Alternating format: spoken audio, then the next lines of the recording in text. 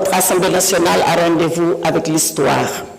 Elle a rendez-vous avec l'histoire parce qu'il nous est demandé de poser un acte grave et solennel en enlevant l'immunité parlementaire d'un collègue député. Serions-nous, mes chers collègues, à la hauteur de la gravité de l'acte qu'il nous a été demandé de poser? Je l'espère. Je prie sincèrement que nous puissions être à la hauteur de la gravité et de la solennité de l'acte qui nous a été demandé de poser.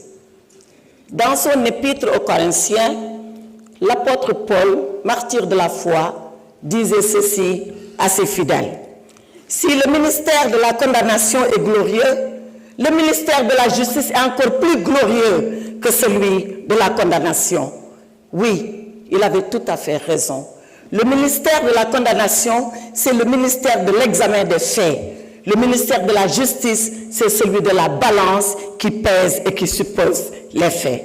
Avons-nous été justes avec notre collègue? Avons-nous pesé et supposé avant de prendre la décision?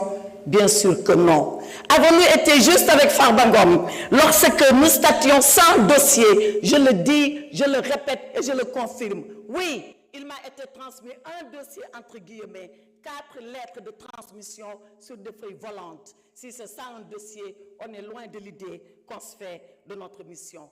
Avons-nous été justes vis-à-vis de notre collègue Mohamedou Ngom lorsqu'il a suffi 10 jours, samedi et dimanche compris, pour statuer dans la précipitation sur cette demande de levée de l'immunité parlementaire? Avons-nous été justes lorsque nous sommes juges le jour et procureurs impitoyables la nuit? Voilà ce qui s'est passé. Et voilà pourquoi, dans la longue histoire de notre Assemblée, pour la première fois, une demande de levée d'immunité parlementaire a suscité autant de débats, autant de controverses et autant de polémiques. Et pourtant, il nous faut décider. Il nous faut décider parce que nous sommes l'Assemblée nationale. Il nous faut décider parce que nous sommes les représentants que le peuple a envoyés ici à notre place. Il nous faut décider parce que nous devons être une assemblée juste, une assemblée nationale, une assemblée souveraine et une assemblée de rupture, comme on l'a promis aux Sénégalais. Voyez-vous, Monsieur le Président, je m'en vais terminer sans presque plaider, sans presque vous dire ce que nous devons faire pour notre honorable collègue. Savez-vous pourquoi? Parce que notre honorable collègue n'a jamais voulu venir ici pour demander une quelconque protection. Il ne l'a jamais demandé parce que dans le Fouta lointain d'où nous sommes originaires, il nous a appris une chose.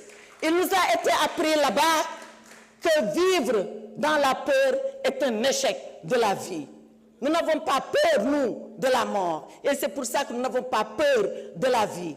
Et Mohamedou Ngom est prêt à affronter la vie parce qu'il sait qu'il va affronter un jour la mort. Sousi maya, huli maya, sous maya, menen ko dum min jangina, ko dum min gandi, ko dum min muynina, ko dum wala men bibbi futankobe.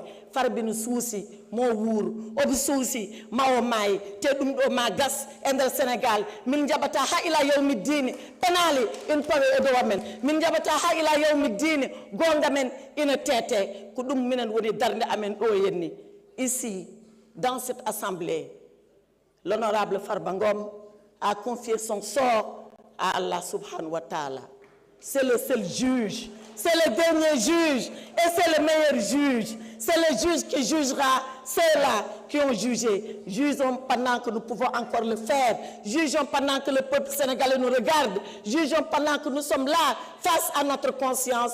Le reste appartiendra à l'histoire et l'histoire jugera Mohamedou Ngom. Je vous remercie, mes